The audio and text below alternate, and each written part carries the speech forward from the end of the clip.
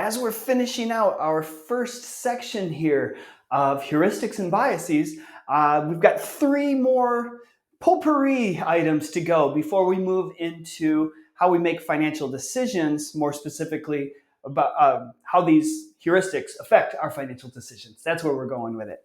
So first of the 3 that we're going to take away today is called salience. Salience. And this is basically going to influence our feelings around whatever information is presented to us. So now we're looking at sometimes some framing that will influence our decisions. This is saying that dramatic evidence is more compelling. Dramatic evidence is more compelling.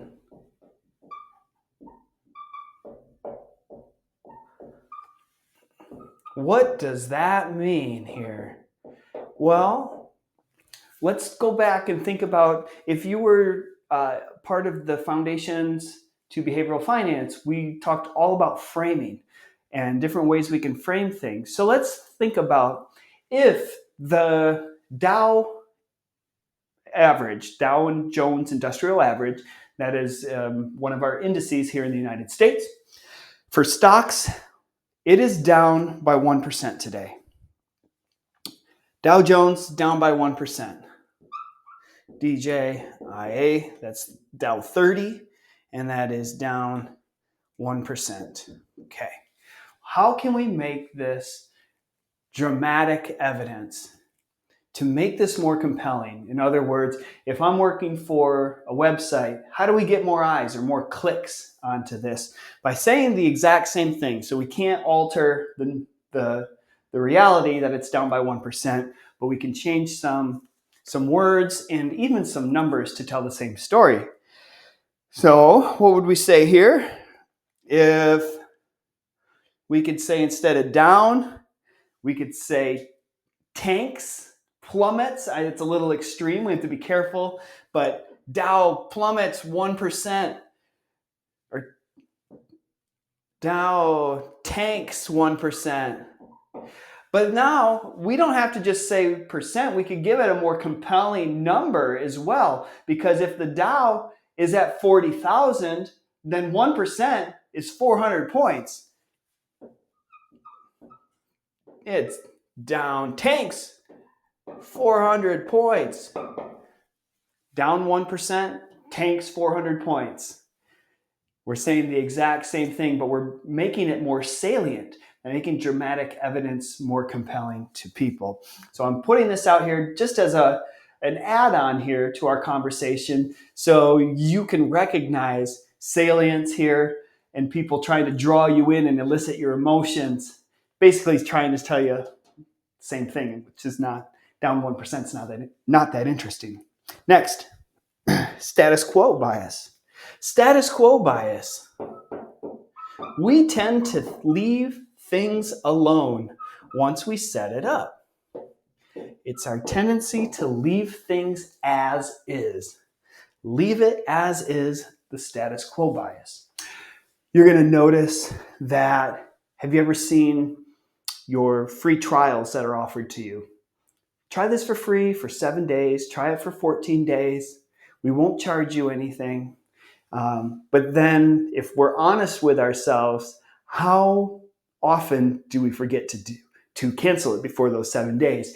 And only is it when we are charged and we look at our credit card statement or our bank statement that we realize, oh, I forgot to do that. I need to go do this for next time.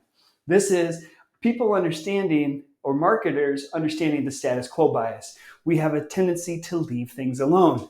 We're going to learn when it comes to stock investing or our retirement portfolios, whatever we originally set up, even if we have good intentions to rebalance or to change our allocation over time, we stick to the status quo. We don't get to it and we don't change it. And so we have free trials. I just got dinged with $69.99 from an old Spirit discount airline fair deal that I signed up for, which hits like every year. So you never remember it. And then you realize after the fact, $69.99 hitting my account for no apparent reason. Spirit Airlines for you. Free trials. Spirit Airlines for the win. And then finally, we have what is called the endowment effect. Endowment effect. I love doing this exercise in class because only once has it ever failed.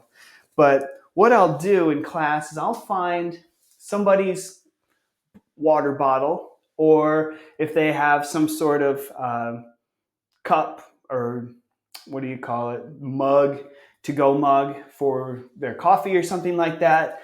I'll ask them if I can have it. And what we will do is we'll ask them, what is the lowest price you would be willing to get rid of your water bottle? And then we would ask, and they'll write down their number secretively so nobody knows. And then we would ask everybody in the class to write down what their highest number they would be willing to pay for that cup. And so it's really interesting because we see these cups, and I know that some of these to-go cups are really expensive, but we'll see a used cup and we'll go, okay, well, how much minimum would you be willing to get rid of this? And there's a lot of people that it would be, $40 or $50 is the minimum amount that I would accept for this cup. So we ask everybody else, what would you want to do, or how much would you accept to pay for that cup? And usually we won't see anything more than $10 for these cups. So we have this real discrepancy between what somebody's willing to give it away for and what somebody's willing to buy. And we call this the endowment effect. It says what you own seems better than what you don't have. Well, what you own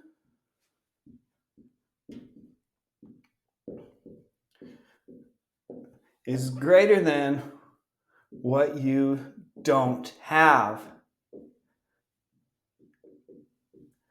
Once you have that in your possession, you put a heavy weight on it.